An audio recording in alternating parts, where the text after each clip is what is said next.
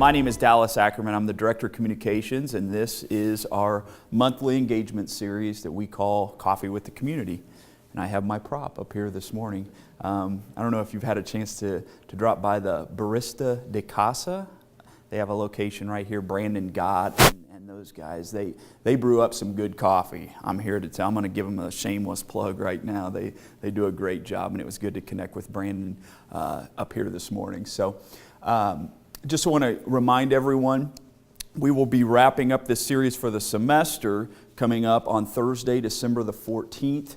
We just locked in our final presenters, and we'll be bringing back members of our academic services team to provide us a student performance update. We'll be getting some of those results released here this month, so we'll be looking forward to having them join us on Thursday, December the 14th. So you'll want to jot that down, and we'll also be pushing that date out here in the coming weeks. So as you can see on your screen, this morning we continue the conversation of long-range planning here in LPS. Not only today, but there are some other community stakeholder input opportunities coming up next week. Of course, those that are watching this, that may have passed, but those opportunities to provide feedback will continue throughout this semester as we continue this process. Kevin Nelson from Hollis & Miller is here with us, and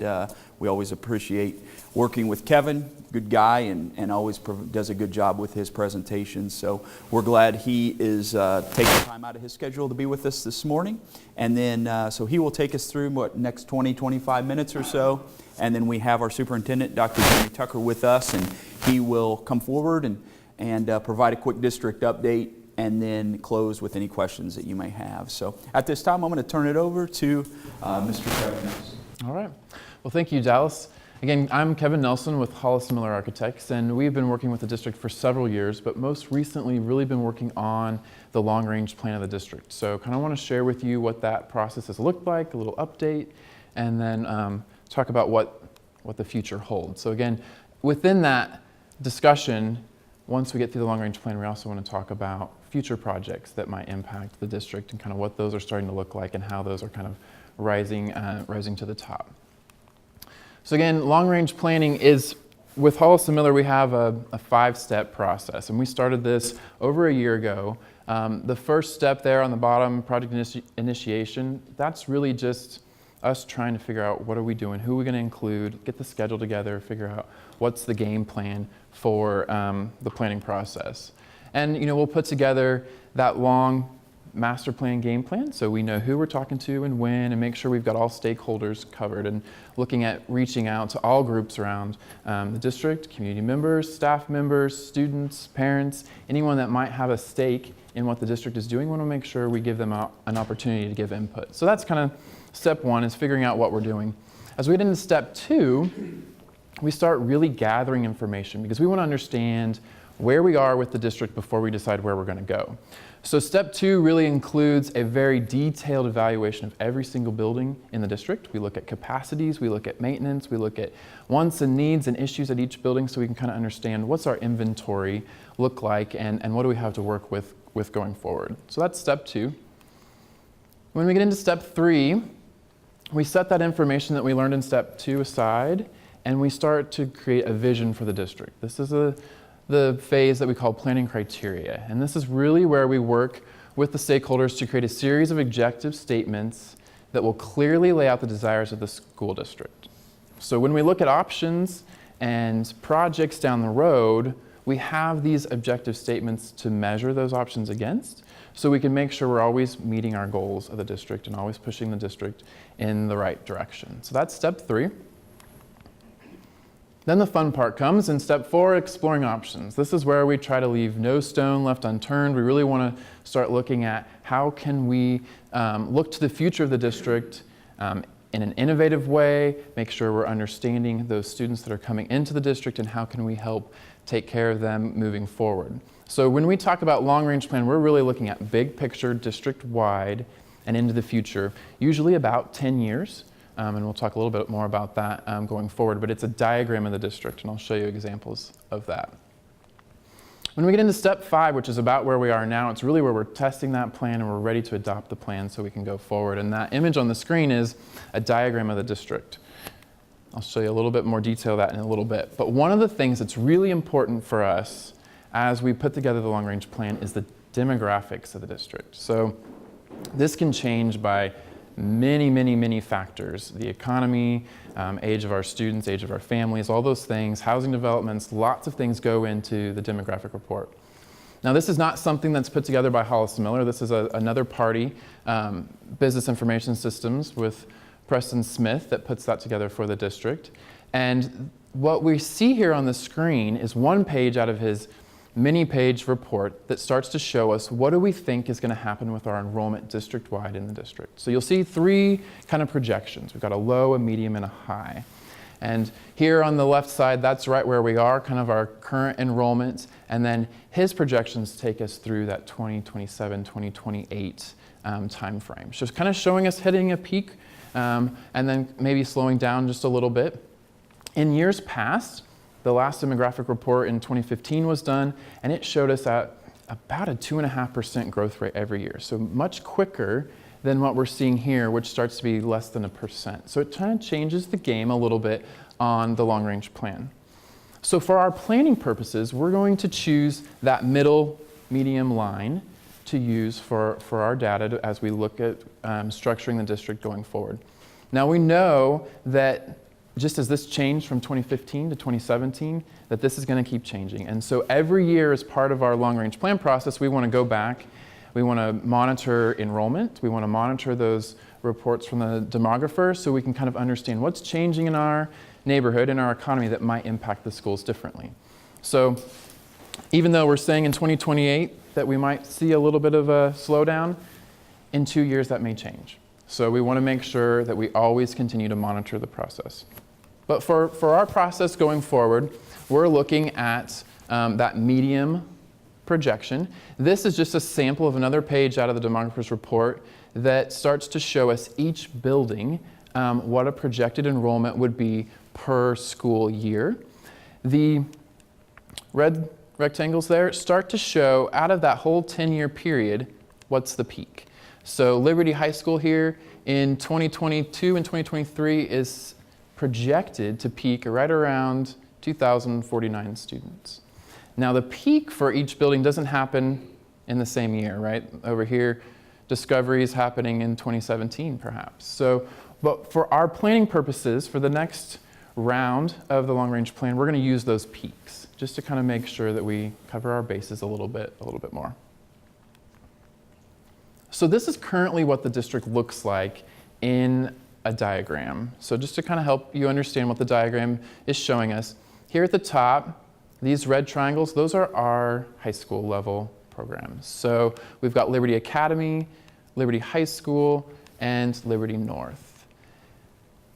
In this next level, those rectangles, those are our middle level schools. So Discovery, LMS, South Valley, Heritage, those all happen in the middle here. And then at the bottom, these are our elementaries. Our green circles are all our elementary schools here in the district. And these lines that look like a circuit board that go in between them, those are our feeder patterns. And so we can kind of start to understand how students work their way through the district from kindergarten all the way up through their senior year in high school. What this is telling us that right now we're right about 12,300 students. And we've got excess capacity at each level of the district, which is a good thing because we're not scrambling to figure out where are some additional classrooms, do we need to bring in mobiles, we've got some space to breathe with our current enrollment. So that's where the long-range plan really comes in helpful, is we've got a little bit of time to plan for those students as they come into the district.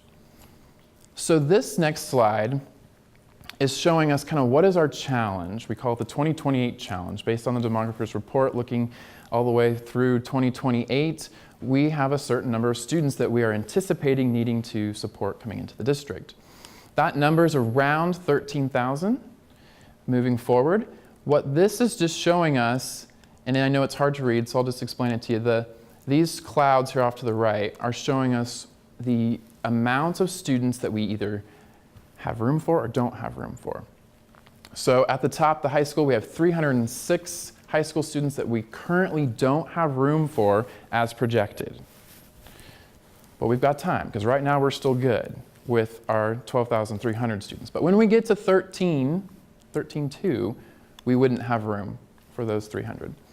When we get to the middle level, we've got extra room. Again, Heritage Middle School used to be a high school, and so it's a little bit larger, and so it's got some extra room, and that helps us have extra room. Looks like about 400 students extra at the middle level. And then at the elementary level, we've also got some extra room as well when we look at district-wide in relation to those projections. So this is just kind of showing us what do we need to plan for over the next 10 years. So one of the concepts that's risen to the top is this concept B. Now, as part of our process, we looked at a bunch of different concepts, and this one is really starting to rise to the top and have the strongest favor over how do we address our students going forward. So I want to kind of point out some cool things about this. One of the things you'll see, again, we're working with that 13,280 students. Now, we're going to, again, continue to check the demographers report and see if students are still coming into the district as quickly as projected. It might happen faster, it might happen slower. So even though we say 2028, we really don't know if that's where we're going to be. We really want to, the plan is designed, and I'll show you a little more later on what that looks like, but the plan is designed that we design and construct additional space for our students if and when they come. So we're not going to automatically all at once plan for a large number of students and then, oh, they didn't come. So we're going to kind of try to do that incrementally.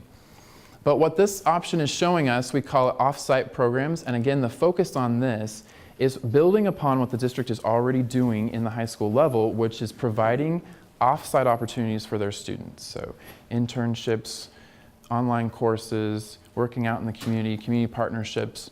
Those things are already happening, which is a really cool thing for our students. But what if we took that program to the next level and allowed it to help us with our capacity at the high schools? So we need to find some extra room at Liberty North between now and that 13,280. What this option is suggesting is we would still add a wing onto Liberty North as planned. When that building was designed, it was planned in phases, and it still has one more classroom wing that was planned to be added on. So we would still do that to get us an additional capacity onto Liberty North, to get us around 2,000 students. That way, Liberty High School, Liberty North would be about the same as far as their capacities. But because we need a little bit more room, we're looking at what if the off-site program, this dashed golden hexagon up here, allowed us to have 300 to 500 students in that off-site program at any given time, which unloads our high schools.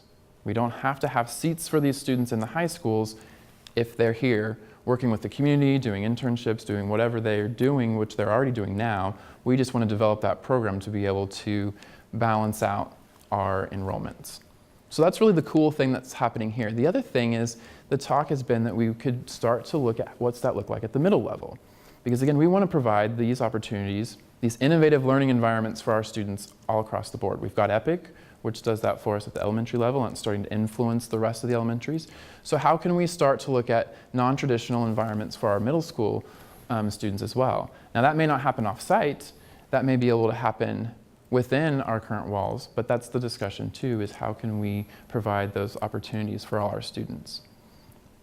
One of the things that is also a little bit of a challenge here is at the elementary level. So we've got some pretty good capacity, but there are two pinch points that we're watching really closely. Shoal Creek is one. You know, Shoal Creek is our largest elementary in the district. Now, for 1 year on that chart where I showed you the year-to-year enrollments, for 1 year it shows us over capacity by 20 students. Well, that's a projection, it's an estimate. So after that 1 year, it starts to go back down again and starts to get us within our capacity of what we currently have at Shoal Creek. So for 1 year, we're probably not going to go add on to the building, but we may want to be looking at, is it going to be enough that we need to bring in a modular classroom for a year, or find some other creative way within the building to support that slight little overage. We don't want to overreact because it is so small, and again, these are projections. So if we took that low line on that graph before, then we would never need any additional space at Shoal Creek within these projections. If we take the high one, well, maybe it's not 20, maybe it's 30, maybe it's 40. We don't really know. So again, with this process, we need to continually watch as enrollment comes in and what's going on in the community. The other pinch point that we have is at Franklin. And so Franklin is this little circle here, and you see it's got some dots around it. That's indicating that there's a capacity struggle at Franklin as well. Currently, they're not over capacity, but they do have 2 mobile classrooms that are sitting there that have been there for quite a while. When we get through the demographer's report, they get to the point where they are at capacity. And so this is starting to tell us that maybe there's an opportunity to replace the trailers with permanent classrooms at Franklin, and also enhance some of their current programs. Right now they've got a kitchen that's aging and needs renovated. They've got art happening within the cafeteria, and the sharing of that spaces can be a little bit tricky. And so we may be able to help solve their capacity issues as well as improve their programs that they have at that building as well. So that's something else that's on this concept moving forward. Trying to think if there's anything else. Any questions on what this concept kind of is telling us? Does that kind of make sense? Okay. We'll move forward here then. So then as we select a concept for the long-range plan, there's one more piece that goes into this, and this is really tells us if and when we plan our schools. So this was that concept I just showed you, just kind of cropped down to the main diagram. This sheet over here, we call this our railroad track diagram. This is going to tell us if and when the students come, when we start planning for facilities. Now you'll see here we are in this blue box, right around 12,300 students. This current diagram takes us all the way up to 16,000 students. Now our projections, if you remember for the demographer's report over the next 10 years, doesn't have us getting over that 13,200. So this is way, way, way down the road. And may never happen, we don't know. But as part of the long-range plan, we try to look way out just in case, so we have that sight line just in case we need it. But really the part to look at on this diagram is everything below the dark square. That's right around that 13,000 line. So there's 2 things we want to look at.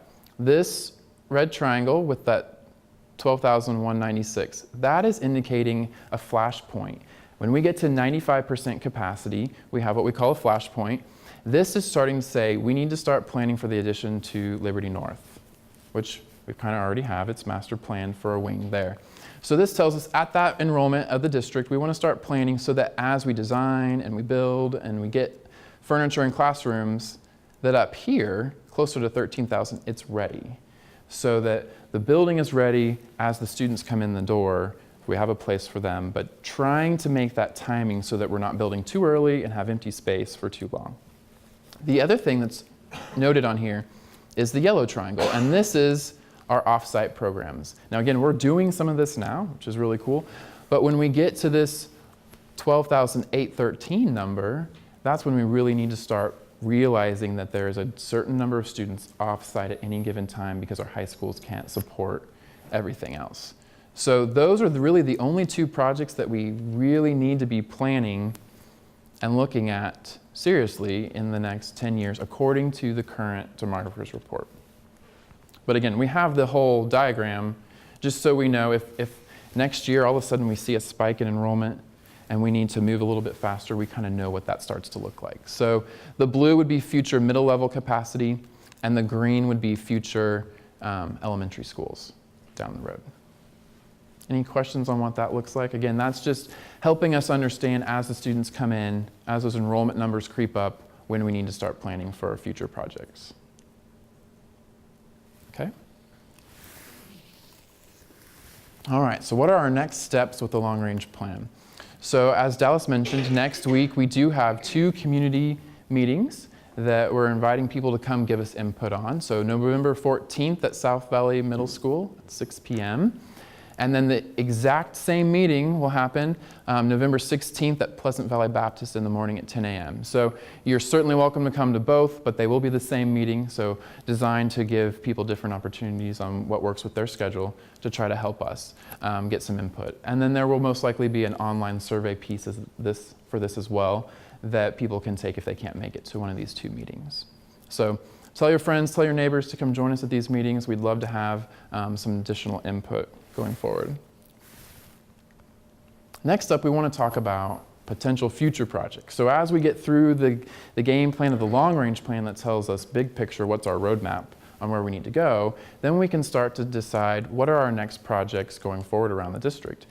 Back in step 2 of the long-range plan, where we spent a good amount of time in each building, reviewing the capacities, talking to staff and administrators, we started to hear what some of those potential projects could be. What are we hearing from our community in our community meetings? What are we hearing from staff and administration? What are our needs in the building that are sometimes beyond just capacity?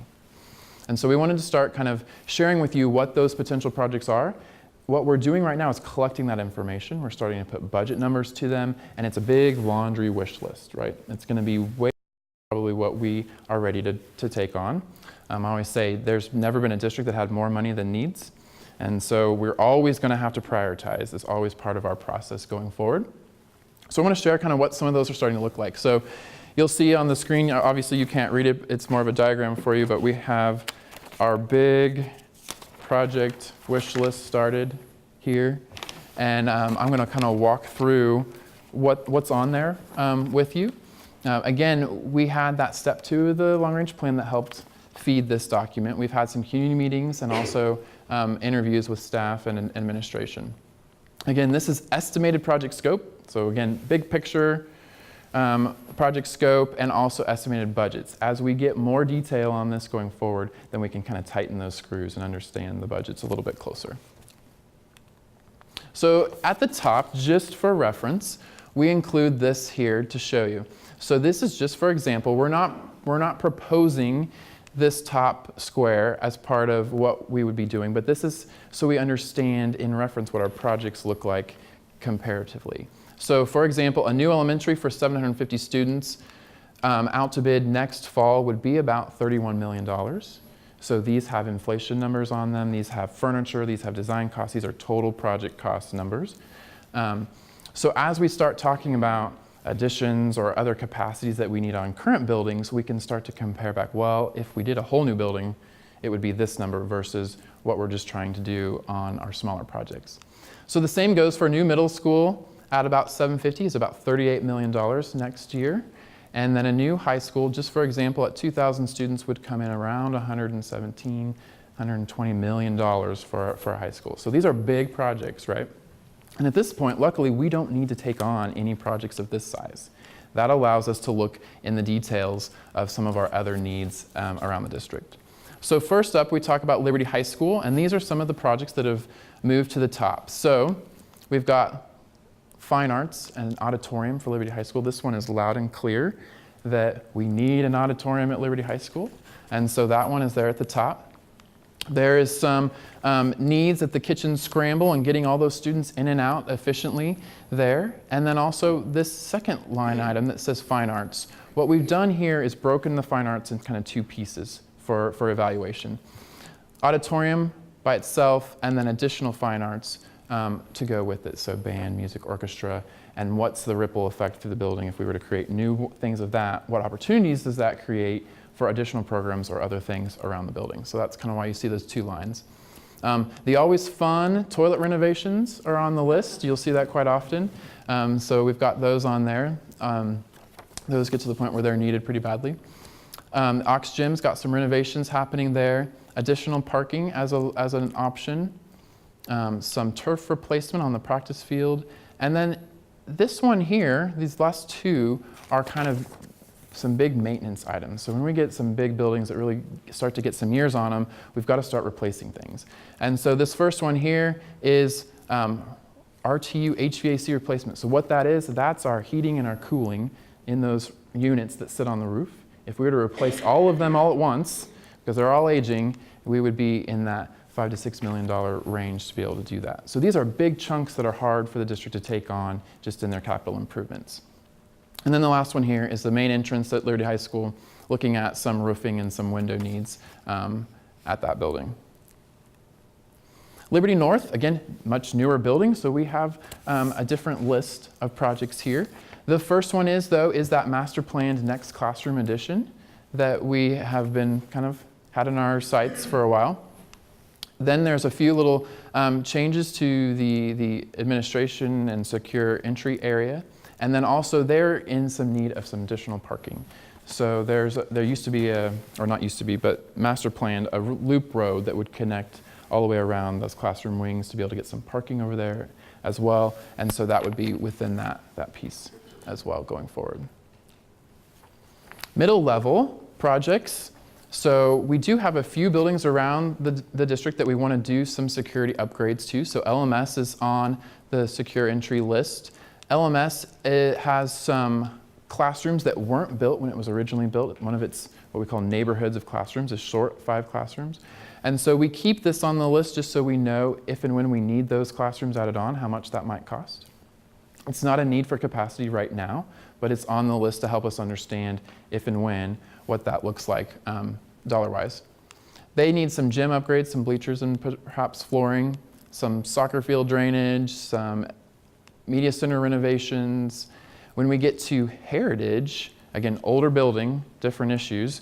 We've got some window replacement needs, some tuck pointing, that's the mortar joints in the brick that needs to be replaced from cracking. That popular toilet remodel, and then also some turf replacement at HMS as well. We move to the orange category. This is kind of our early childhood and elementary level projects. Lillian Schumacher, Manor Hill, and the Early Childhood Center are looking at some secure entry upgrades at those 3 buildings.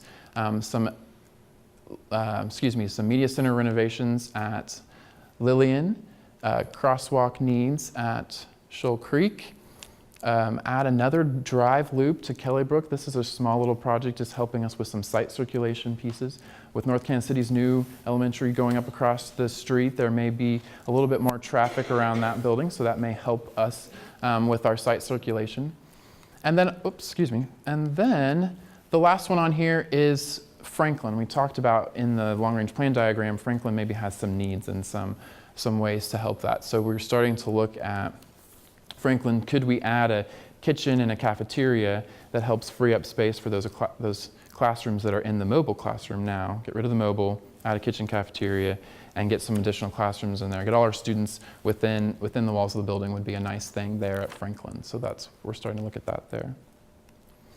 And then last but not least, more district-wide items. So at the top, support services, looking at some improvements there. Again, as the district keeps growing, we have to make sure that our support services staff has the facilities and the tools and stuff they need to help support our students. So we've got some needs there to help them improve. At the district administration office, we've got some HVAC upgrades needed, we see atrium replacement here, some windows that are leaking that we need to get those replaced. The last 3, though, are district-wide things. So district lighting upgrades. There are lots of programs where you start to switch to LED lights, which are much more efficient. We can start to pay through those through some of our savings, perhaps, in our electricity bills, so something looking at there.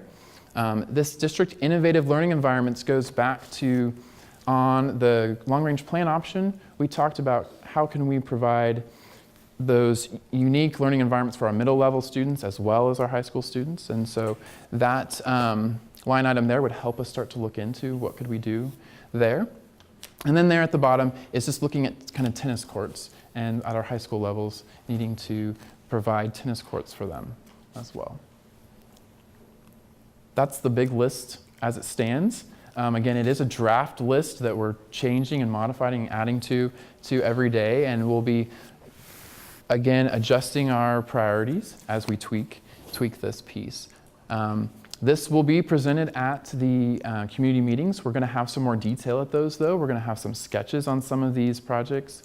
So looking at the auditorium at Liberty High School, some of those secure entry projects, we're going to have some sketches so we can start to see what that scope looks like and give you something to provide us feedback with as well. So the presentation on the community meetings won't be exactly like today because we're going to have some more to look at and get up and fill out scorecards, and it'll be a fun way to get some input from the community.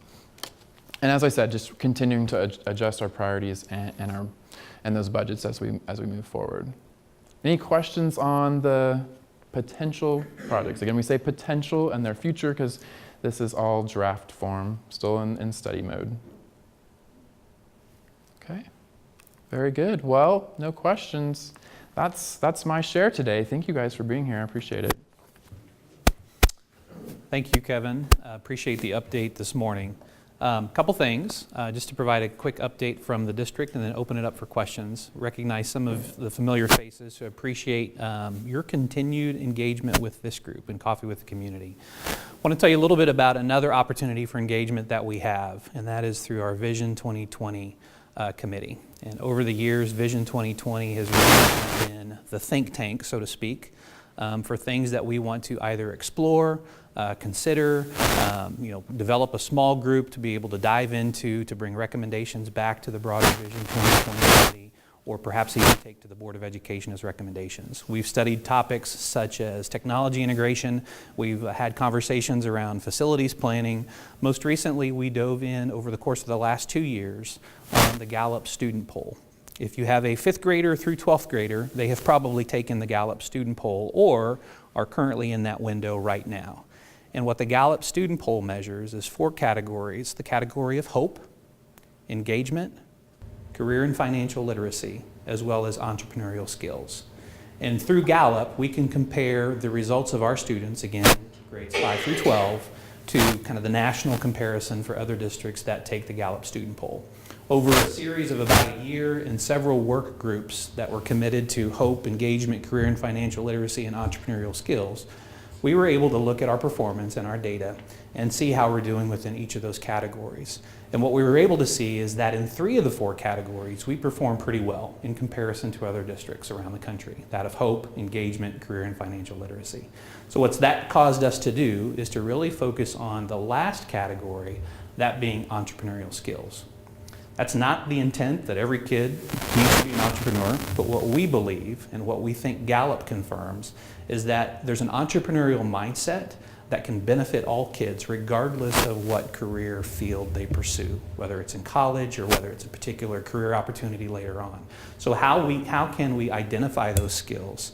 How can we embed them within existing programs and opportunities? How can we engage parents around what those skills look like? Is that a precursor to identifying other skills that we think are of value, be it soft skills or design thinking, any others that we could possibly come up with? So currently we have a work group that's focusing on that. They've gotten going, they've had 3 meetings thus far, and are really diving into what the research tells us, what connections we can make with the community, what those skills look like first and foremost, but then how can we engage students around what does it mean to have an entrepreneurial mindset.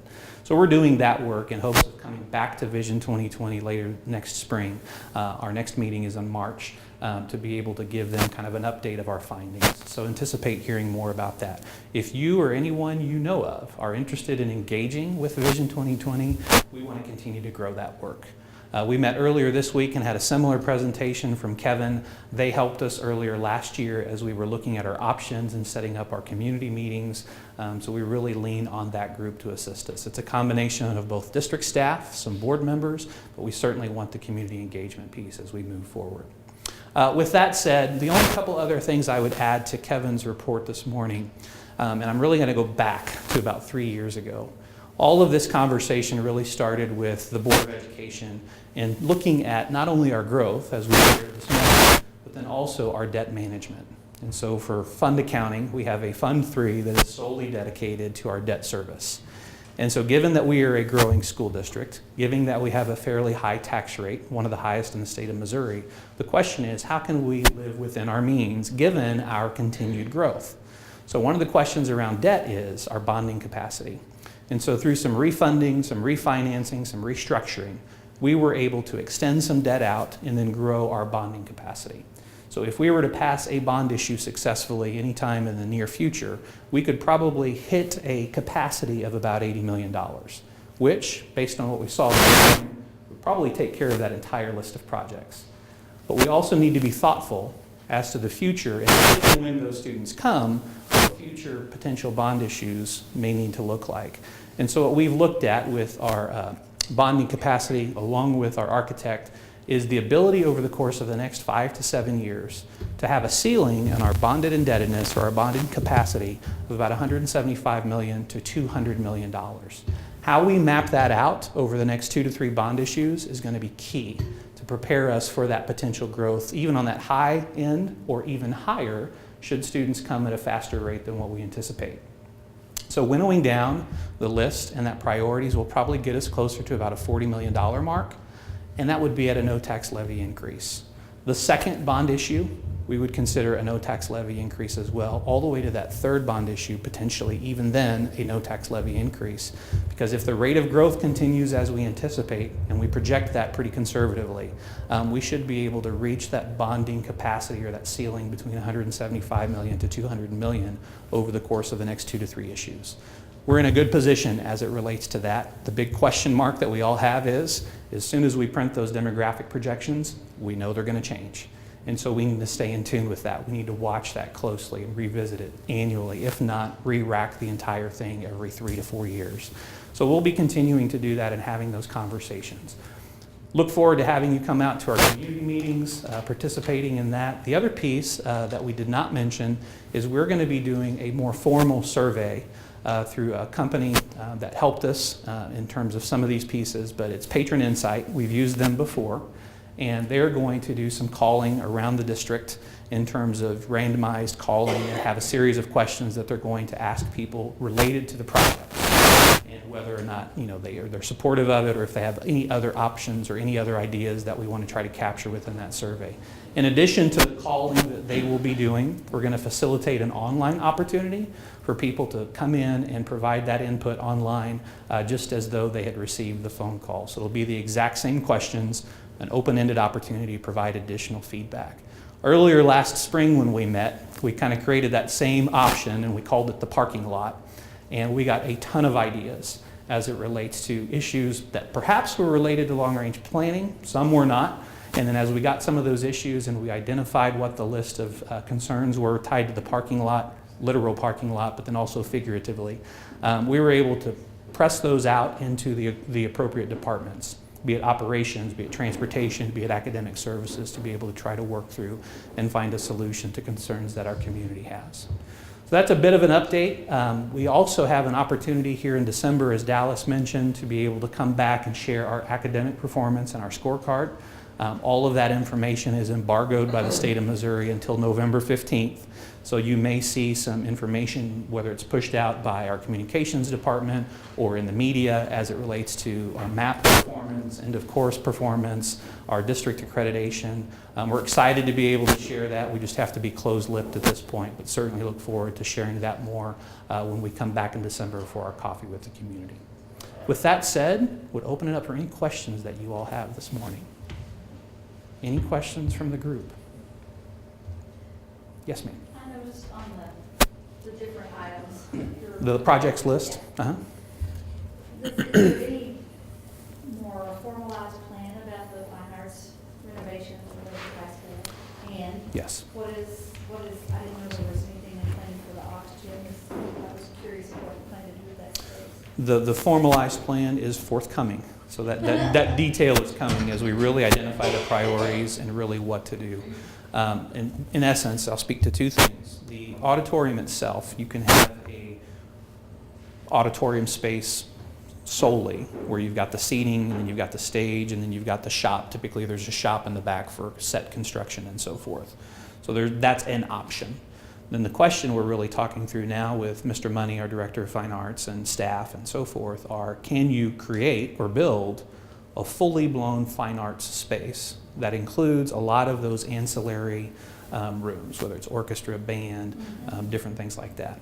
It's easier to do in a greenfield when you're building a brand new construction and starting from scratch. More difficult to do when you are looking at a landlocked building for the most part. We don't have a whole lot of space there to build onto.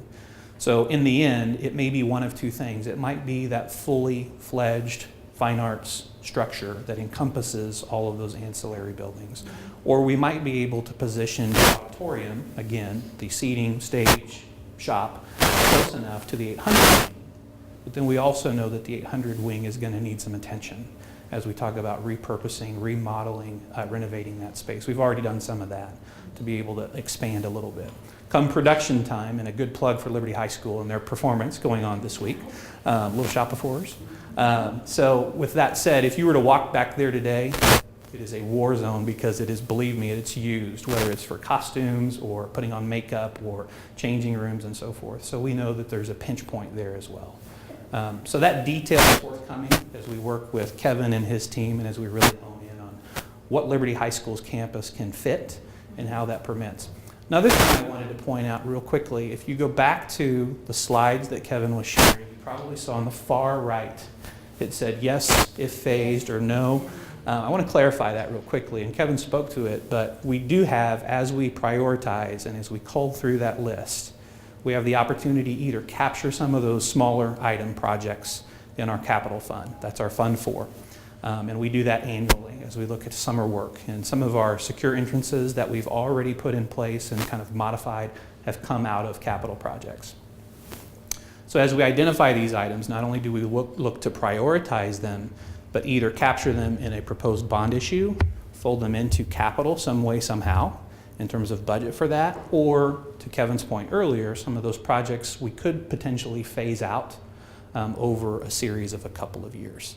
So as we prioritize, that's our conversation at the administrative table as we look to bring a recommendation to the Board of Education and say, really, this fits here or this fits here, whether it's in capital over a couple of years as it's phased in, or whether it fully ends up on a bond project or a bond proposal that then we would put forward to our voters.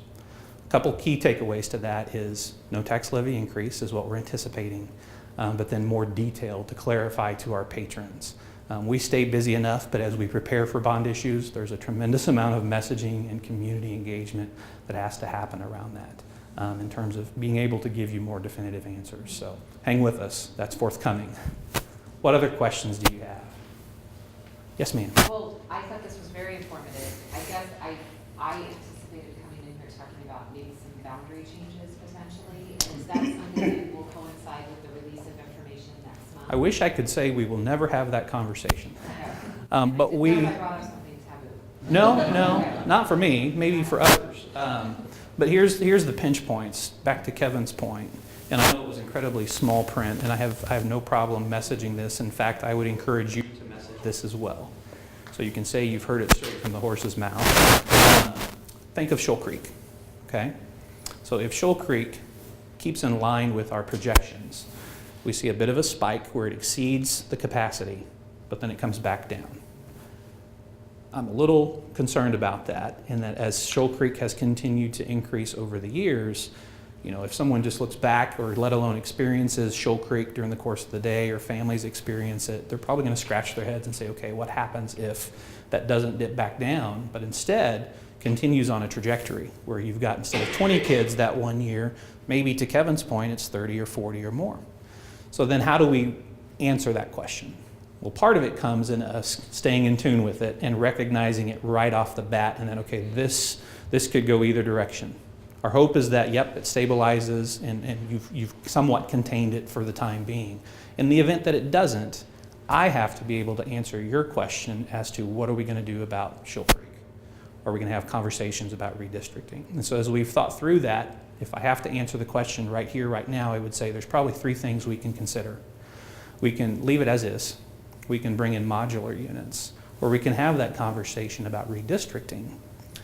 Are we going to only have to do that for 1 year and then that number goes back down? Or does that become a new conversation that we have as a community about disrupting some of those lines that feed into the middle level and so forth? We have some capacity to be able to do that, both at the elementary level and at the middle level. That's an important conversation that we want to be upfront and say, we know that's out there, but my answer in terms of that would be, let's see if we can live within our current structure. And albeit we exceed capacity for that 1 year, if we see it as a continuing issue, let's talk about modular units. And then at that point, we really are at a point of looking again at our projections and saying, okay, what's changed? The reality of it is, if we were to come in today at any place in our district and throw down a 1,000-acre development, that changes our conversation, depending on how quickly that development gets up and running and we see students coming into the system. So to the train track, it's really about not just landing on 13,300 some students by 2028, but then also putting those markers along the way that, okay, what happens if we hit 15,000 or 18,000 or 20,000? So you've got a short-term, but then also a long-term look as to what that could play out like. Big question is, how fast is that train going? So stay tuned. Did I answer your question? Okay. What other questions do you have? Yes, sir. I love the idea of synthesizing and cultivating entrepreneurialism Mhm. in the education part of it. Yeah, and we're really wrapping our head around that, and what does that mean? And I appreciate you bringing that one up. We're really excited about a graduate profile. And so all of us in this room having the opportunity to sit down, and we would probably facilitate it electronically. So imagine you at your laptop or on your iPad or on your desktop being able to talk through your thoughts in that format as to what you think a successful graduate outcome looks like for someone that walks across the stage at Liberty High School or at Liberty North High School. But we have to be thinking about that outside of our traditional upbringing and context, in that, okay, what does 20 years look like for them, or 30 years, or 40 years from now look like for them?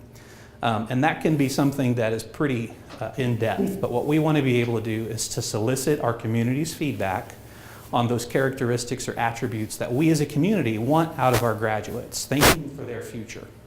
And so what we hope to be able to do is to take that feedback from not only our parents, but our seniors, our community members, our business people, our students for that matter, and then be able to take that information to inform our strategic plan moving forward.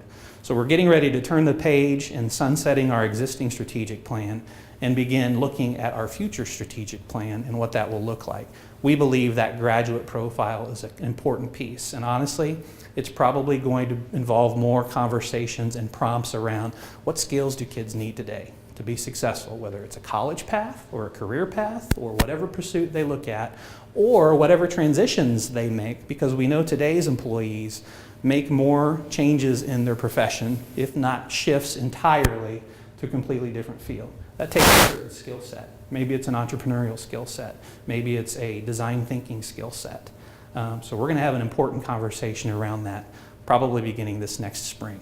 So we look forward to that. The other thing I would say as it relates to strategic plan, we're hopeful that it looks different. We don't want a 5-year static strategic plan.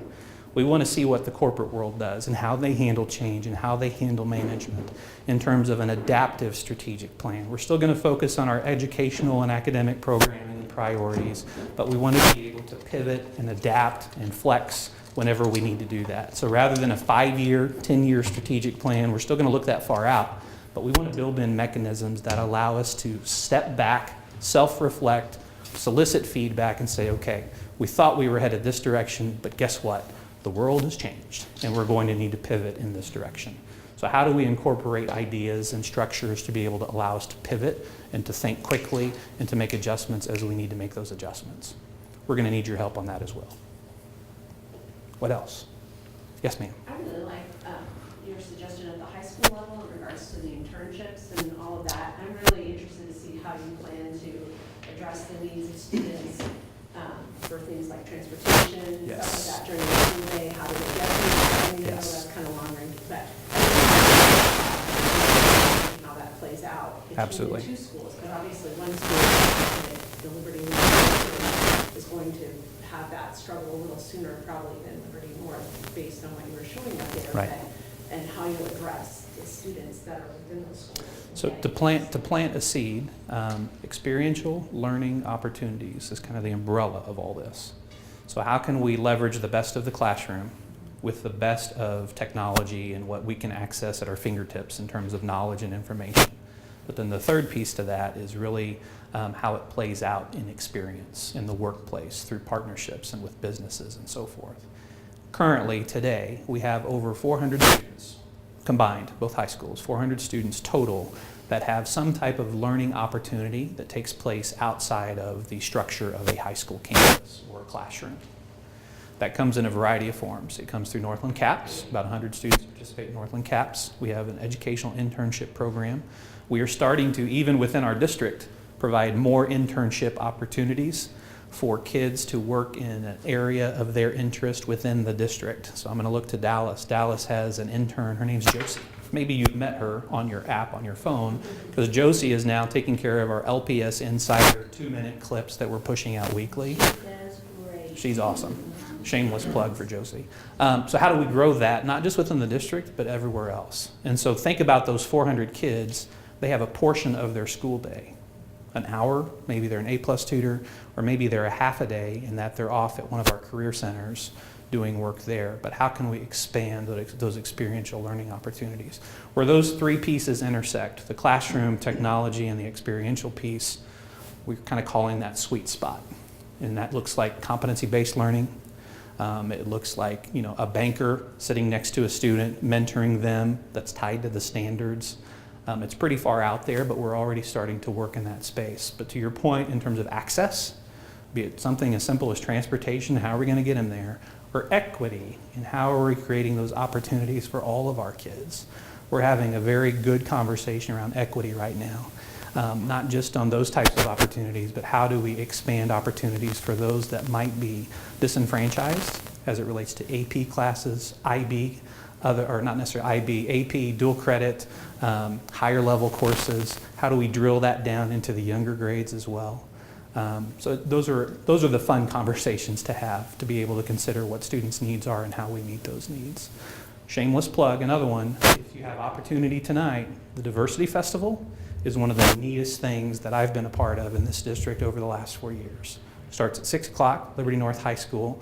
There will be a ton of kids there and families that are showcasing their cultures, their upbringing, opportunities, lots of good food, some music performances as far as integrating the arts. It is truly one of the coolest things that we do in the district. So, and it's only in its second year, so if you can make it out there, we'd love to see you. What else? Go for it. This might be a big question, so Okay. this is just a thought that just popped in my head, because we were talking about what ifs, Mhm. or like what if 1,000 other things came. But somebody, maybe, this is not a yes or no question, I know somebody. What thoughts does anybody have about the district as far as South Liberty Parkway is concerned? Huge question. And we try to keep pretty close to that. So they're nearing the home stretch on tying into 291, I would say, here in the distant future. So that is really kind of our sights are set on growth there, whether it's commercial, residential, or a combination thereof. So as we bring our demographer in, we kind of give them the lay of the land, whether it's the Shoal Creek Valley, whether it's City of Kansas City, the City of Liberty. They go in and they take a deep dive with developers. They've connected with all of the city planners and their offices. They're aware of, you know, that South Liberty corridor, as well as opportunity to the north around Liberty North High School and proposed developments that we continue to watch. All of that plays into those demographic projections. It's about a 108-page document, and it's available on our district's website through our Board of Education window if you want to take a little bit deeper look. It is, but it's an amazing information. To tease out one thing that's different from this demographic study to the last demographic study that we did with Applied Economics, they focus in on sales data. And there are bulk opportunities to look at sales data and then disaggregate it down to your local community. And so if you think about the district's boundary, what we have seen, and this was pointed out by our demographer, is we've seen a shift in sales or purchases, right, made at Walmart, Target, and other stores like that. We've seen a shift in purchases from young family and those products associated with young infants, where we saw a pretty steep trajectory over the last several years in purchases of things like, you know, diapers even, or, you know, different supplies for babies and so forth. That actually is starting to decline a little bit. And so as we see that trajectory decline a little bit, on the other end, as far as our senior population, we're starting to see the types of purchases that they make making a steady increase. So what's that tell us as a school district? It tells us that our demographic is shifting a little bit. And if anything, that could be one of the reasons why we see that slow down in terms of our projection and our change with a new development. But that's why it's so important for us to be able to have those conversations with both the City of Liberty as well as the City of Kansas City. There's a whole other conversation as we talk about economic development, though, as we talk about it commercially, as we talk about it residentially, because about 60% of our funds come from the local level, about 45% come from the state level. And we rely on those local dollars through our tax rate to generate revenue. When you come in and you lay down a residential development, let's say 1,000+ acre development, and you anticipate the property taxes following that, and then the students come, then it's kind of neutral in the sense that students are coming, but the revenue follows to be able to add staff, to be able to take care of buildings, to be able to provide transportation and all of the programming that follows that. In the event that you introduce economic development incentives, whether it's tax increment financing, Chapter 100, Chapter 353, any of those mechanisms, and you start peeling away the revenue that would typically follow new growth and new development, then that's where we're at a loss. And that we may see the students come, but we may not see the revenue follow.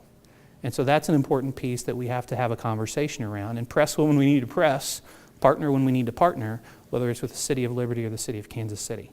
And we have, in the state of Missouri, we're probably in the top 5 districts in this statistic, in that we lead the state as it relates to economic development incentives doled out to developers.